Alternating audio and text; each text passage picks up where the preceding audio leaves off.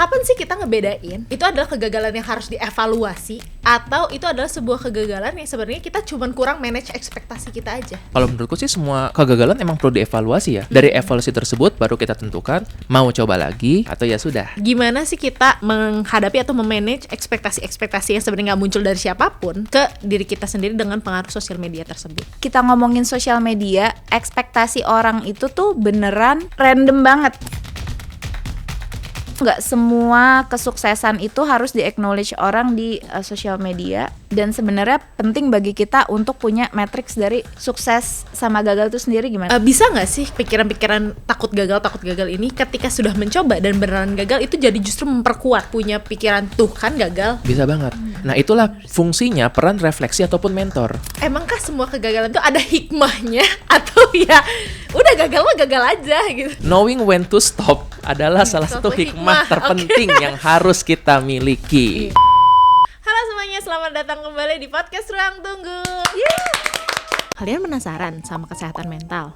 Yuk cari tahu bareng-bareng di podcast Ruang Tunggu. Karena di podcast Ruang Tunggu, kita tuh nggak cuma menunggu, tapi juga mencari tahu. Asik. Yuk mulai syuting dulu, udah siap semuanya? Siap. And action. Kalau kalian belum nonton part 1, kita kemarin di part 1 ngebahas tentang seberapa penting sih hobi tuh buat diri kita dan kesehatan mental kita di dunia yang dar-der-dor dan serba hustling ini. Apakah peran hobi itu sangat-sangat penting atau biasa aja sih, sebenarnya nggak penting-penting amat gitu. Nah, tapi kalau kita ngomongin hobi, kita juga itu tuh kaitannya tuh erat sama yang namanya kegagalan. Karena orang tuh nggak mau nyoba hobi baru karena takut gagal, karena ada ekspektasi yang harus dijaga gitu ya, bukan marwah ya. Kalau kayak gitu kita langsung aja mulai. Masih sama nih narasumbernya, satu narasumber abadi, Dr. Andreas Kurniawan, seorang psikiater dan penulis buku juga. Dan ya mega bestseller, mohon maaf dia biasanya protes. Terima dan kasih. satu lagi kalau di belakang layar dia bilang harusnya lu bilang buku gue mega bestseller. Enggak lah, saya malu kalau sama Mbak Putih sudah internasional. Kirain Megawati. Nah, sedangkan kalau misalnya Mbak Putih Puar juga adalah seorang content creator, ilustrator, dan juga penulis buku juga gitu. Bukunya sudah diterbitkan, tapi Andres kalah nih, soalnya bukunya nggak ada di deretan internasional. Waduh, mantap ya. Belum, sebentar lagi. Bismillah ya. Kita berdoa. Nah oke, kalau kayak gitu kita bahas tentang gimana sih kegagalan itu dan gimana caranya coping dari kegagalan, gimana cara duduk nyaman menerima keadaan dan kegagalan. Apa harus terima gitu aja atau kita harus melakukan sesuatu gitu. Menarik ya topik hari ini walaupun agak berat karena membahas yang gagal-gagal gitu. Nah kita tuh sering banget nih, aku sih cenderungnya kita tuh takut gagal karena kita tuh sering banget dijudge sama orang atau bahkan sama ekspektasi kita sendiri di environment negara Indonesia ini. Kalau gagal tuh adalah sesuatu yang memalukan. Kalau gagal tuh adalah sesuatu yang nggak bisa nih, nggak diterima gitu, nggak diterima. Tapi sebenarnya kegagalan sendiri itu tuh apa sih gitu? Dan gimana cara kita untuk berkembang dari situ? Oke. Ini kita ngomongin tentang kegagalan dulu ya. Aku suka mempelajari tentang berbagai negara dan bagaimana mereka itu memperlakukan kegagalan, rasa malu. Beberapa negara, terutama kayak Jepang tuh ya kan, mereka sangat-sangat memegang banget yang namanya dignity. Jadi ketika mereka melakukan kesalahan, bisa tuh mereka kayak mengundurkan diri gitu. Karena buat mereka itu adalah suatu langkah yang benar-benar kayak nih harga diri dijaga gitu kan. Atau negara-negara kayak misalnya Cina, Singapura juga seperti gitu. Indonesia mirip juga, tapi bedanya tekanannya tuh bukan dari diri sendiri, dari luar. Jadi bener banget kalau dibilang bahwa di negara kita kegagalan tuh masih dianggapnya tuh negatif banget. Nggak cuma gagal kerja loh, gagal nikah itu aja orang malu banget. Aku berapa kali mungkin kelepasan nanya kayak, lu bukannya kemarin sama si ini, terus teman gue nyenggol, dia nggak jadi nikah, terus oh gitu. In a way, oke, sorry aku nggak tahu. Tapi di sisi lain, loh kenapa ini sesuatu yang sangat memalukan? Dari sisi lain lagi, misalnya ada seorang ibu yang nggak memiliki anak, wah itu kan juga jadi masalah juga. Dianggapnya gagal menjadi ibu, begitu. Perceraian juga orang-orang jadi merasa gagal mempertahankan pernikahannya. So, kenapa sesuatu yang memang umum terjadi seperti ini, atau bahkan sebenarnya bisa dibilang ya biasa terjadi, tapi kok kita mendengar negatif banget? Ternyata memang sangat berhubungan banget gimana society melihat kita. Nah, kita mungkin berada di society yang ini ya, ini kekurangannya juga kalau kita berada di kelompok yang terlalu guyup, yang terlalu keluarga banget. Iya. Intervensi omongan keluarga tuh jadi umum juga. Iya. banget ya. Gitu. Nah, disitulah yang jadi membuat kenapa akhirnya wajar tuh untuk memberikan komentar-komentar yang mengkritisi seperti itu. Lalu akhirnya suatu saat orang-orang ini berhenti mengkritisi, berhenti untuk mungkin menyerang itu, tapi jadinya kita yang melanjutkan menyerang diri sendiri. Itu. Jadi self stigma di situ. Awalnya dari luar, kita lanjutin deh ikut ngebully diri sendiri. Kadang-kadang juga ini ya, masyarakat itu sering banget gini, ketika orangnya udah biasa aja gitu ya. Ketika mereka berhasil melakukan sesuatu yang produktif, tapi kadang-kadang iya sih dia mah bagus kayak gitu, tapi sayangnya gagal menjadi ibu. Ya, Kan kadang-kadang itu juga jadi kayak kapan suksesnya dong kalau kayak gitu. Betul. Selalu aja terlihat ada kurangnya.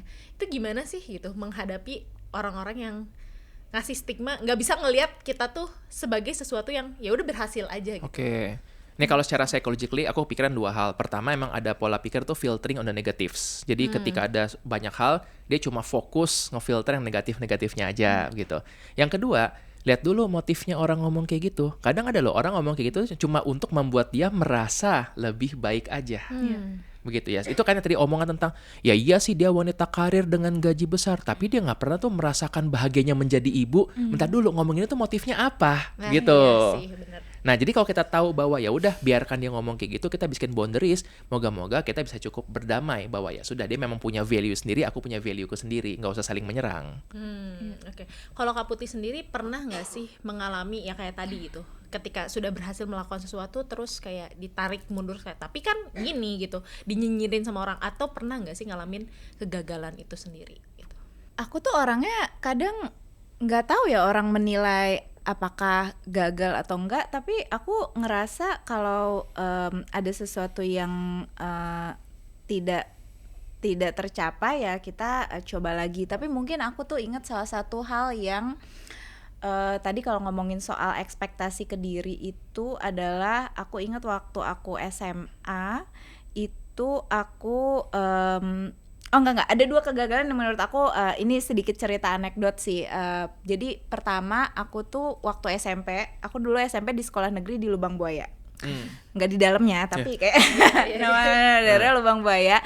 Nah, aku tuh dulu juara umum paralel. Jadi kayak udah si ranking 1 dari semua ranking 1 gitu.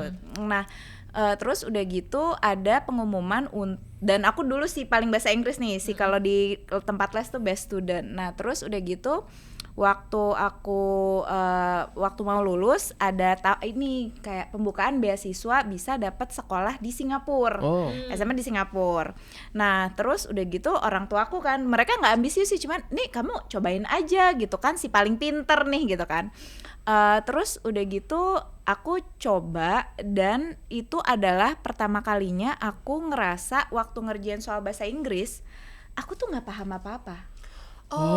Reading comprehension aku tuh buruk Udah banget. best student padahal tuh ya. Ini best student ILP loh gitu. Jadi kayak aku ngerasa ternyata ini tuh aku tuh pinter tuh belum apa-apa ya. Jadi kayak pas baca tuh kayak beneran gak paham gitu. Dan itu tuh menurut aku kayak satu momen yang memang sih kalau di sekolah dulu gue gak gagal, tapi ini ternyata kolamnya aja nih kurang besar gitu. Iya. Nah, dan mulai dari situ waktu SMA aku tuh kemana-mana kayak bawa kamus kecil Oxford Dictionary gitu, dan aku selalu mencoba untuk baca novel bahasa Inggris yang pop-up sih, cuman pada akhirnya tuh kayak moment of truth banget gitu. Jadi itu kayak satu kegagalan menurut aku berkesan. Nah, yang kedua tuh waktu SMA aku nyoba AFS, kayak pertukaran pelajar gitu, dengan anggapan wah ini sudah mesti mulai bisa nih bahasa Inggris kan gitu.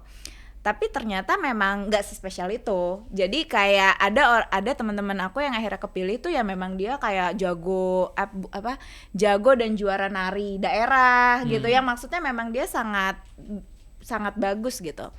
Itu kayaknya dua kegagalan yang menurut aku mungkin berkesan banget buat aku, dan akhirnya memang jadi membawa sesuatu yang kayak ini aku harus lebih baik gitu. Nah, memang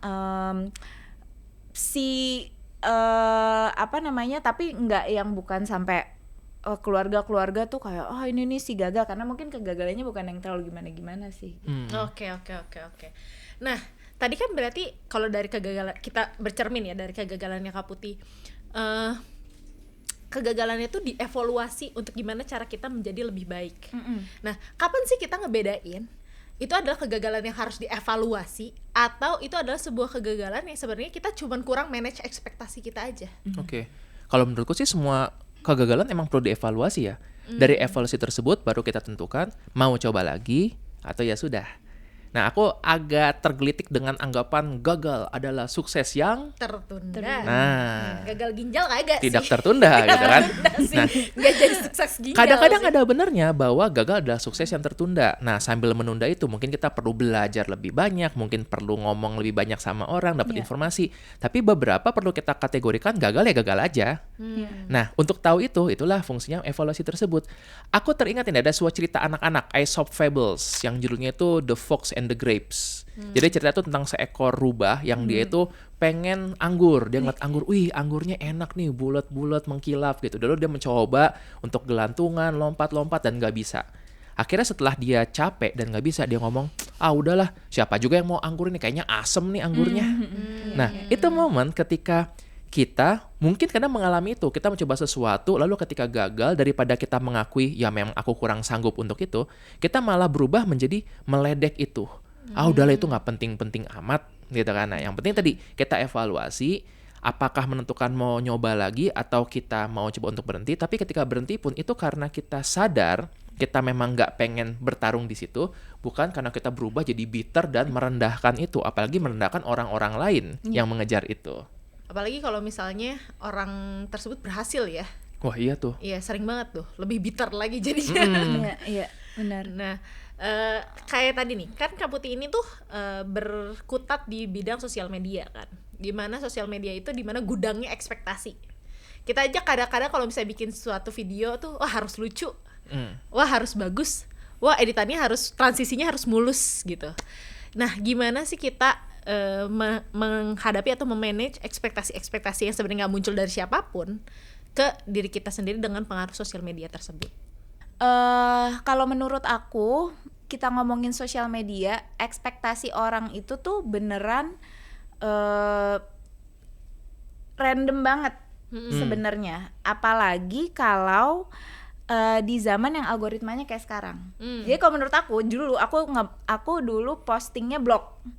Yang baca tuh adalah ya orang yang teman-teman aku yang kayak kurang lebih frekuensi. Jadi ketika kita ngepost sesuatu yang keberhasilan atau kegagalan, kita kurang lebih kebayang tuh ekspektasi orang tuh apa.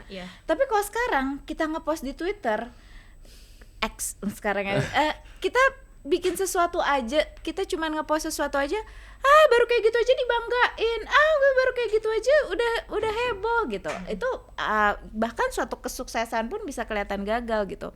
Jadi memang sebenarnya menurut aku sekarang sosial media itu sesuatu, maksudnya menurut aku kita perlu punya mindset bahwa satu, nggak semua kesuksesan itu harus di-acknowledge orang di sosial media. Dan sebenarnya penting bagi kita untuk punya matriks dari sukses sama gagal itu sendiri gimana. Kayak tadi kayak di episode sebelumnya aku bilang bahwa kadang kita ketika mencoba hal baru nih, misalnya kayak kemarin kita bilang hobi baru, kita bisa bikin matriks bahwa kita nyoba aja, kita mau jalan aja ke gym, itu kita centang aja sebagai definisi sukses kita. Betul, Gak usah kita tunggu orang-orang di sosial media tuh bilang itu sukses. Kalau kita udah pergi aja tuh berarti udah kita sukses. Jadi perlu untuk dari kita juga punya definisi sukses kita itu seperti apa. Itu mantap sih. Sayangnya kalau nggak ada standar itu, ya kita ngikutin standarnya sosial orang media. Lain, bener juga. Nah, kapan sih kita udah masuk ke teritori yang ini tuh sebenarnya gagal, yang udah ngegerus mental health kita, itu udah nggak sehat gitu. Ketakutan gagal itu ya. Iya. Ada dua hal aku mau bahas. Pertama adalah ada suatu quote-nya begini, the master has failed more than the novice has tried. Artinya seorang expert itu udah gagal secara jumlah jauh lebih banyak dibandingkan beginner itu mencoba. Kalau kita mau jadi expert, mau jadi master, ya kita mesti siap dengan kegagalan tersebut. Makanya kan dibilang bahwa gagal itu nggak apa-apa. Tetapi sayangnya di sisi lain, manusia tuh punya konsep bahwa kita tuh takut dengan kegagalan. Konsep yang kupinjamin adalah fear of failure-nya dari Conroy. Dia dibilang tuh ada 5 lapis untuk ketakutan kegagalan. Yang pertama itu adalah dia takut untuk malu. Jadi bunyinya itu adalah, kalau gagal, aku terlihat bodoh. Nah, ini yang membuat orang jadi takut untuk memulai. Yang kedua itu adalah dia takut menurunkan self-esteem-nya dia sendiri. Bunyinya adalah, kalau gagal, artinya I'm not good enough. Jadi ini bukan tentang orang lain takut dilihat orang lain bodoh, tapi dia ngerasa takut terbukti gagal. Banyak loh orang yang jadinya nggak mencoba karena, nanti kalau gue gagal, gue malu sendiri, udahlah mendingan nggak usah aja. Gitu. Yang ketiga adalah takut kehilangan masa depan. Kalau ini dalam bunyinya adalah, kalau aku gagal, masa depanku berantakan. Padahal ini cuma ngomongin tentang saat ini doang, tapi nanti kalau aku gagal aku bakal lanjut bla bla bla bla bla sampai seolah-olah ini masa depannya nggak ada. Begitu. Itu biasa orang yang overthinking. Nah, yang keempat adalah dia takut mengecewakan. Dalam bentuknya gini, kalau aku gagal, nanti orang tuaku akan ini kecewa gitu, orang lain. Nah, ini juga jadi membuat dia ketakutan gagal itu. Baru yang kelima itu adalah dia ada ketakutan orang lain akan kehilangan minatnya akan dia. Jadi kalau aku gagal, orang-orang nanti bakal ninggalin aku nggak asik lagi. Nah, ini masing-masing orang tuh kalau tanya takut gagal itu kenapa? Bisa jadi salah satu kombinasi atau bahkan 5-5-nya. Nah, ini yang kita perlu untuk kenali dulu. Jadi inilah kenapa kalau orang yang takut gagal terus kita bilang, ya udah coba aja dulu. Nggak berhasil juga. Karena perlu spesifik mengenali apa yang membuat dia paling takutnya itu. Setelah dia memahami, baru tuh bisa untuk ya udah coba dulu. Tadi, the master has failed more than the novice has ever tried. Baru deh bisa seperti gitu. Bisa nggak sih kegagalan ini kayak tadi ya, pikiran-pikiran takut gagal ini ketika sudah mencoba dan beneran gagal itu jadi justru memperkuat dia punya pikiran tuh kan gagal? Bisa banget. Nah, itulah fungsinya peran refleksi ataupun mentor. Oke, ya kan? That's good. Karena yang penting setiap kali dia gagal, dia mencoba lagi. Kita akan, kalau saya pun sebagai mentor ketemu dengan pasien kan, in a way aku mentor. Gitu. Aku bakal menanyakan ke dia, menurutmu itu nggak berhasilnya kenapa? Yang penting dia punya nggak tuh kemampuan reflektif gitu. Misalnya misalnya dia ngomong sama pasangannya, kita ajakin teknik komunikasi, lalu minggu depan balik lagi saya ngomong dibentak sama pasangan saya. Nah, kita tanya kira-kira kenapa, terus dia mikir, ya sih mungkin aku milih waktunya nggak tepat. Mungkin waktu itu dia lagi kondisi sibuk, lagi kerja, aku tiba-tiba nyolek, kamu saya nggak sama aku. Nah, itu jadi dibentak kan, kayak apaan sih gitu. Nah, kemampuan reflektif itu yang penting dan ada mentor itu ya penting untuk menjadi mengkalibrasi. Begitu. Selama itu ada dan dia ngerasa paham kenapa gagal itu perlu terjadi, baru tuh dia bisa untuk ada bekal memulai kembali. Nah, banyak kan orang yang mungkin nyoba aja secara blind gitu ya, nyoba ngulang-ulang terus gagal, ya wajar kalau akhirnya dia ngerasa this is not for me. Begitu. Karena aku pikir kita mesti punya pola pikir seperti anak-anak. Anak-anak tuh kalau misalnya mereka belajar jalan, jatuh, dia nggak pernah duduk merenung terus mikir, kayaknya aku nggak cocok jalan. Gitu. Kayaknya kursi roda asik sih. I think it's not for me. Iya. Mereka mah jatuh, balik aja jalan lagi. Kenapa? Karena nggak ada orang yang bilang dia nggak bisa melakukan itu. Plus mungkin kamu nggak bakat jalan. Iya. Plus ada orang tuanya yang akan, ayo coba lagi. Jadi akhirnya itu kan sosok mentor juga. Begitu. Oh, menarik. Selain tadi nih, gagal menjadi pertukaran pelajar dan gagal menjadi beasiswa di Singapura, ada nggak sih momen kegagalan lain yang bikin kayak Kaputi Puar tuh seperti sekarang gitu? Kayak berkat ini nih, gue bisa jadi kayak gini gitu. Mungkin gagal itu ya, dapat kerjaan setelah resign. Kan aku sempat nyari kerja jadi geologis lagi tuh di Jakarta. Ya nggak dapet gitu. Mungkin juga karena waktu itu aku pas di Balikpapan kerja terlalu spesifik, jadi emang belum senior enough untuk apply kerja di sini. Tapi akhirnya ya itulah yang membuat aku akhirnya tadi ya, kalau dievaluasi sebenarnya apa sih yang aku cari dari karir gitu. Maksudnya kan pengen dapat duit ya nggak? Tapi kan dapat duit kan nggak harus pokoknya manggaleh forever. Jadi kan kita apakah hanya itu caranya gitu kan. Jadi kita coba cari lagi, ya berarti mungkin bisa dengan freelance. Terus kayak apakah memang jadi dulu tuh aku kayak salah satu cita-citanya, aku ingin menjadi manajer di oil company gitu kan, dulu kan cita-citanya. Ya tapi begitu gagal terus akhirnya kayak nggak bisa mencari pekerjaan yang lain, ya apakah memang yang kita cari tuh harus melalui titel manajer di oil company itu gitu. Nah baru aku kemudian aku rasa apa yang aku lalui sekarang tuh kalau orang bilang ya mungkin hikmahnya begini gitu ya baru aku ngerasa sekarang tuh aku benar-benar merasakan melakukan apa yang aku suka sih. Oke. Ngomong-ngomong soal hikmah gitu ya. Emangkah semua kegagalan tuh ada hikmahnya atau ya udah gagal mah gagal aja gitu?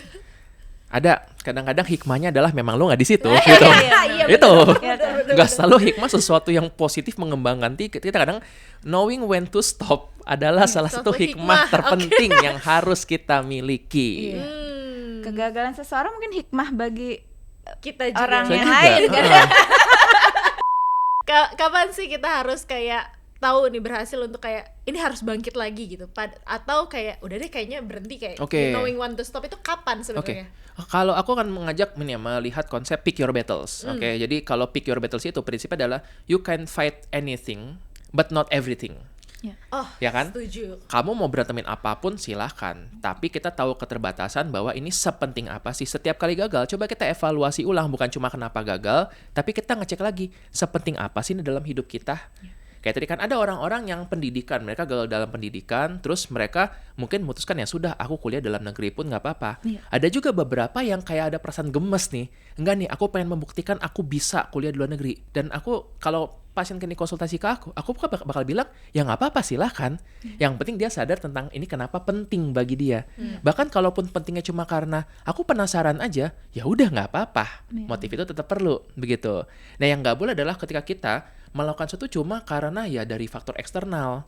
Iya nih biar aku bisa ngebuktiin kepada orang tuaku. Bentar dulu. Emang kalau kamu ngebuktikan orang tua bakal selesai juga ekspektasi itu kan. Setuju. Berlanjut-lanjut juga gitu ya. Jadi tetap setiap kali kita mengalami kegagalan refleksikan tentang kenapa gagal dan juga sepenting apa sih. Semakin sering melakukan itu ada kok momen kita ngerasa ini nggak penting-penting amat sih. Ya udah dan kita mundur. Dan kita mengakui kita memang gagal, memang kita nggak bisa melanjutkan di situ, dan memang sudah kita nggak se-value lagi, tanpa perlu menjelekan. Yang tadi tuh, seperti si Fox yang bilang, ini mah anggurnya asem, tanpa perlu menjadi seperti itu. Itu sih yang agak sulit ya. Emang susah untuk kayak melepaskan tanpa menjelekan kadang-kadang. Yes. Iya. Kayak gitu. Ketika kita berhasil bangkit dari kegagalan, itu tuh terlepas nggak sih dengan support system yang ada di sekitar kita? Itu tuh penting gak sih support system yang di sekitar kita? Apa cuman omon-omon doang sebenarnya? Ketika kita gagal sering banget nih kita dengar kata kayak gak apa-apa, coba lagi aja. Ya kan ini kali ini gagal, siapa tahu besok enggak gitu. Kalau menurut aku sih sebenarnya ketika kita mau mencoba lagi pasti ada soal karakter juga ya. Maksudnya memang ada orang-orang yang dia lebih keras kepala gitu. Walaupun kadang keras kepala dan gigih tuh nggak selalu bagus untuk setiap konteks, tapi ada orang yang dia memang lebih gigih gitu, jadi dia pengen nyoba lagi. Tapi kalau untuk support system juga menurut aku itu tadi Dokter Andreas bilang ya jangan sampai itu datangnya karena faktor eksternal, ini mah bisa lah kalau dicoba lagi gitu. Jadi hanya itu yang kemudian jadi bekal kita untuk mencoba lagi. Kalau menurut aku sih tetap tadi ya, ketika kita gagal, kita tuh perlu evaluasi entah itu sendiri atau kalau misalnya memang tidak bisa sendiri, bisa mentor gitu ya. Sebenarnya gagal itu sesuatu yang ada di dalam kuasa kita atau dia tuh memang tidak, itu tuh udah benar-benar di luar kendali kita gitu. Nah sebetulnya ya support system itu kalau mau bukan hanya ngomong-ngomong aja gitu ya, ya dia bisa nggak membantu untuk membuat hal-hal yang kita kendalikan atau bisa kita usahakan itu jadi lebih baik gitu, jadi lebih mudah dan memang jadi membuat si prosesnya itu punya probability lebih besar untuk sukses. Oke. Nah, gimana sih caranya duduk nyaman dan berdamai kayak menerima keadaan kalau misalnya ya udah emang aku gagal kok, emang aku ya tanpa kayak menambah-nambahin kayak ya kan aku gagal karena aku payah gitu.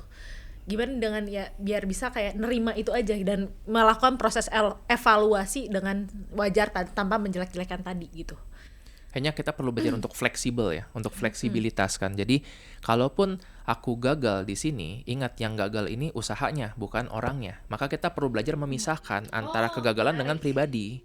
Karena sering kali kan kalau dibilang, ya ini pasienku banyak yang mengalami misalnya, iya sih aku sukses di pekerjaan, aku punya anak-anak yang sayang aku, tapi aku gagal dalam pernikahan. Jadi dia nggak bisa memisahkan antara kegagalannya dengan identitasnya. Nah, pisahkanlah itu dulu. Jadi gagal ya gagal, lalu kita evaluasi lagi. Itu bisa kita fleksibel dari situ. Dia mungkin gagal untuk menjalin relasi, tapi relasi dengan teman-teman, dengan anak buah, dengan anak-anaknya mungkin bisa baik-baik aja. Disitulah dia bisa berdamai setelah mengetahui bahwa ini bukan satu-satunya pegangan hidupnya dia.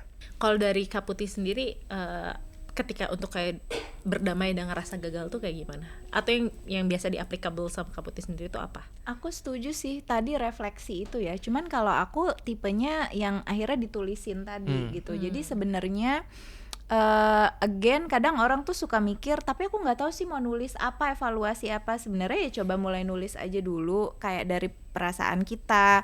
Pasti kan kalau misalnya kita gagal tuh pasti ada kecewa lah. Nggak mungkin kita kayak 100% langsung legowo gitu kan. Pasti kita overly akan positif overly gitu ya. positif. Jadi inilah kesuksesanku yang tertunda kan nggak mungkin kan. Kita menurut aku sih justru acknowledge dulu rasa apa sih yang sebetulnya paling membuat kita tuh paling sedihnya tuh justru bagian mana gitu. Apakah memang misalnya tadi ketika gagal menjalin relasi, menurut aku perlu diidentifikasi sih sebetulnya kita itu sedih karena kita secinta itu sama pasangan kita terus nggak jadi, atau kita itu sedih aduh anjir gue udah pacaran 8 tahun ini kalau kayak Sangkos korupsi ya. KPR udah mau lunas gue ini tahu-tahu gagal lagi. Itu kan sebetulnya beda ya gitu. Jadi sebenarnya menurut aku untuk duduk itu ya perlu beneran duduk dan jujur sama diri sendiri. Apa sih sebenarnya motivasi kita? Apa sih yang sebetulnya membuat itu kok jadi berat banget gitu untuk kita gitu. Ya kita urai di situ gitu. Dan sebenarnya menurut aku yang namanya orang mungkin nih ada hikmahnya, itu kan sebenarnya suatu coping mechanism ya. Kalau di kita orang beragama tuh kan juga pasti ada ya ini semua rencana Allah gitu kan. Itu mah pasti ada gitu. Dan sebenarnya menurut aku ya nggak apa-apa juga di saat itu kita menuliskannya gitu. Kayaknya itu kali ya kalau yang ini ditulis. Jadi dari tadi kan kita ngomongin tentang evaluasi diri gitu ya, refleksi diri gitu. Kapan sih refleksi diri ini tuh yang masih kepalang sehat gitu, kayak masih sehat-sehat aja, atau itu udah self criticism yang udah cukup tajam ke diri sendiri? Oke. Ciri khasnya kalau misalnya ini adalah suatu evaluasi diri ya, kita akan jatuhnya jadi menyarankan pada diri sendiri. Nah, kalau self criticism itu sudah bukan saran lagi tapi memang ngejelek-jelekin aja. Oke. Aku payah, Ya, aku bermakna. udahlah nggak usah ngegambar buat apa sih. Nah, itu ada yang bilang namanya self sabotaging. Ada lagi istilah yang ini mungkin tengah-tengahnya nih, self handicapping. Self handicapping ini sering ditemukan pada pasien-pasien atau ya orang-orang fenomena kuliah itu adalah dia sebenarnya nggak yakin dia bakal bisa. Jadi tanpa sadar dia memposisikan dirinya mengerjakannya itu mepet, terburu-buru, sehingga kalaupun gagal dia jadi bisa bilang ya iya gagal kan aku ngerjainnya terburu-buru karena aku nggak punya banyak waktu. Untuk membuktikan bahwa tuh kan aku ada pembenarannya di satu sisi dia bisa gagal tapi gagalnya tuh ada alasannya. Nah ini juga nggak boleh. Kenapa? Jadinya kan dia berlindung di balik ya jelas kan boleh salah. Tapi dia membuat dirinya sendiri di posisi yang salah. Makanya dibilang self handicapping. Itu kan tetap butuhnya untuk refleksi berkali-kali. Berikanlah saran yang positif ke diri sendiri. Tapi tadi jangan sampai berlindung di balik ya namanya kata salah gagal, itu nggak apa-apa, gagal itu nggak apa-apa.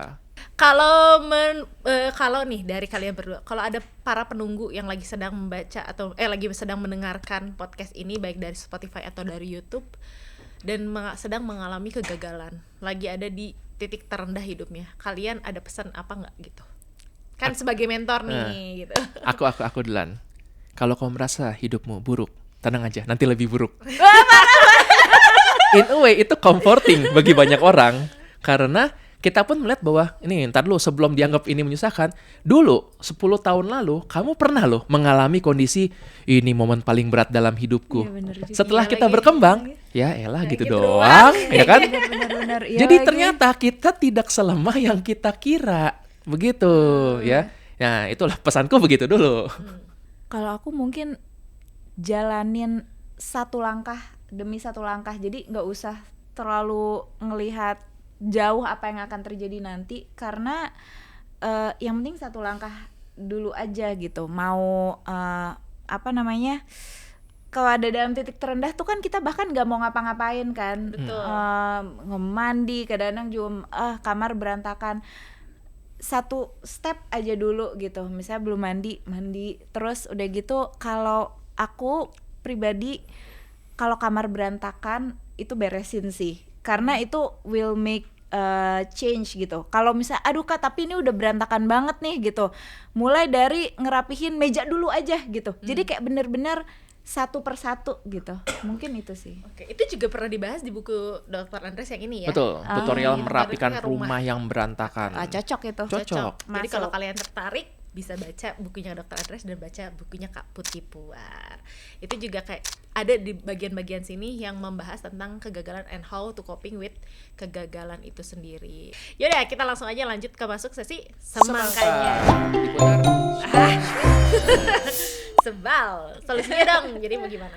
Baiklah, dari mana dulu? Yang tadi gitu, gimana step paling kecilnya aja yang bisa diambil. Oke. Kayak tadi kan dari Kak Putih tuh mandi dulu aja lah, beresin kamar dulu aja deh. Itu Oke. kan udah bite size banget tuh. Kalau aku 2 potong aja deh ya. Iya. Ya.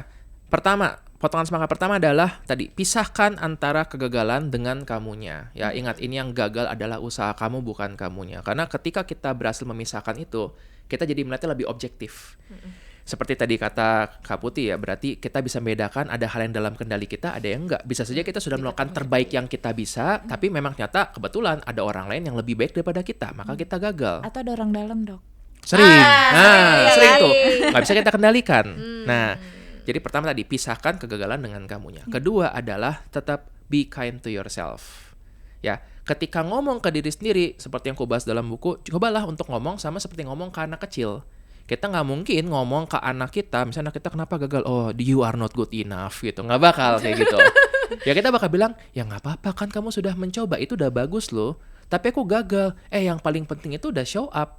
Karena bisa jadi pilihan lain adalah kamu nggak show up. Nah, ketika kita bisa ngomong gitu ke seorang anak atau ponakan atau adik yang kita cintai, maka ngomongnya yang sama ke diri sendiri. Begitu. Kalau Kak Putih tadi selain nyoba dari hal kecil mandi atau beresin kamar, ada nggak sih tips-tips lain yang bisa dipakai nih untuk para penunggu? Aku nggak tahu ini applicable atau enggak untuk orang yang lagi berasa nggak mau ngapa-ngapain banget. Tapi kalau once misalnya kita udah agak seger nih gitu ya, tadi udah agak mandi, kamar udah agak beres gitu. Aku punya saran untuk bikin namanya reverse bucket list. Jadi kalau orang kan bikin bucket list tuh adalah hal-hal yang ingin dia capai kan dalam sisa umur hidupnya. Aku ingin pergi ke Yunani. Nah, kalau kita justru kalau lagi merasa ada di underperforming state, itu menurut aku coba kita list hal-hal apa yang udah pernah kita capai. Menarik. Mengingat kembali. Sesimpel kita itu menuntaskan skripsi yang kayaknya kok susah banget dulu ya, Iya, kayaknya iya, nggak iya. approve, akhirnya ACC sama ini gitu. Kita jadi sarjana, terus udah gitu dapat gaji pertama, atau misalnya bisa nraktir orang tua, hal-hal yang kecil aja gitu. Jadi nggak harus yang kayak besar-besar. Kalau udah mulai bisa gitu ya, coba untuk notice apa yang menurut kita tuh dulu susah dan kemudian kita bisa melewatinya gitu. Itu lumayan membantu sih gitu. Gimana, masih pada takut gagal nggak? Kalau aku sih kayaknya bisa sih, ini kayaknya kegagalan itu sesuatu yang emang fixable sih ya. Nggak semua kegagalan fixable, tapi hampir semua kegagalan itu bisa diperbaiki dan bisa dievaluasi dan bisa juga ya kita refleksi diri kenapa ini bisa terjadi gitu kan. Even gagal ginjal, gagal jantung itu bisa dievaluasi. Tetap bisa. Betul. Justru semakin awal dievaluasi, penanganannya makin mudah dan makin Iya, possible betul. untuk bisa melanjutkan hidup yang cukup bermakna. Gitu, dan kita juga bisa refleksi kenapa itu bisa terjadi, genetika, pola makan kah, pola hidup kah, kan bisa seperti itu. Jadi hampir semua kegagalan itu bisa kita evaluasi. Betul. Dan kita bisa perbaiki, dan mulainya bisa dari yang hal paling kecil sampai ke hal yang nanti besar ke depannya.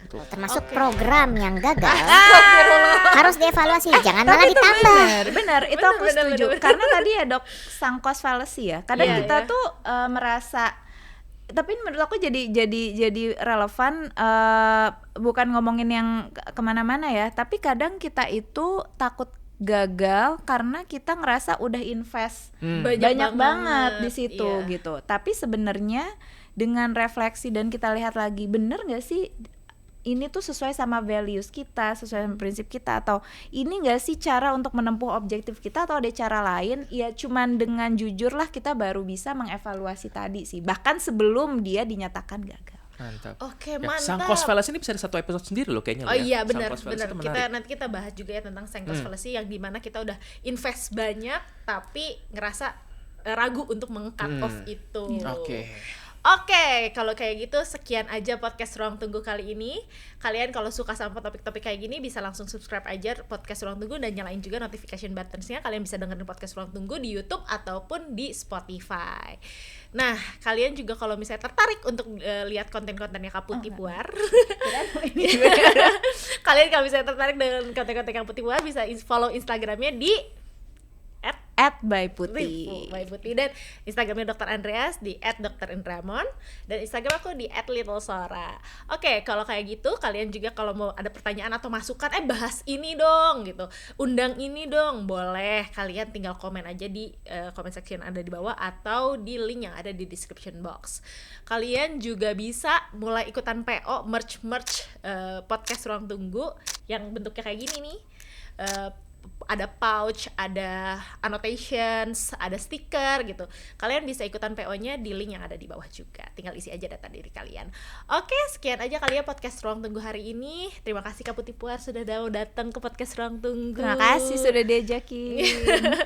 Dan kalian juga jangan baca bukunya Kak Putih Puar ini sangat bagus, Empower by Me, dan satu lagi itu yang Self Improve Me ya.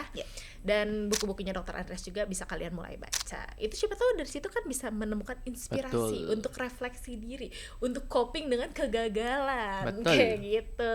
Oke, sekian aja podcast Ruang Tunggu hari ini. Dan ingat, di setiap perhentian pasti ada ceritanya. Ceklek. Selamat nunggu Ruang Tunggu. Ayo dong komen, mau bahas apa lagi?